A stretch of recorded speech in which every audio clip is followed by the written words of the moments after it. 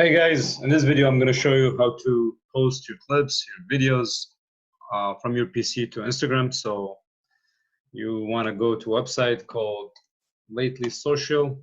It's free to set up an account, easy to. So in my case, I've already set up my account. I got this here, and as soon as you log in, you see lots of options for your social media platforms if you want to share multiple clips to all these.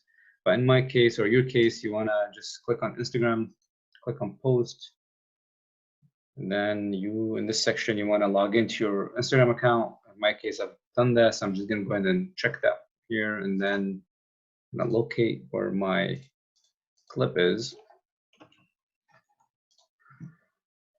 and then just simply drag it to this box. Wait for it to be uploaded, and then just add your caption, cool clip, whatever, your hashtags, click on schedule. It's gonna say your current time here, and then you're doing it once, and then click on schedule post. It's gonna say post scheduled. You'll go to your Instagram account. In my case, I'm gonna refresh, and there it is.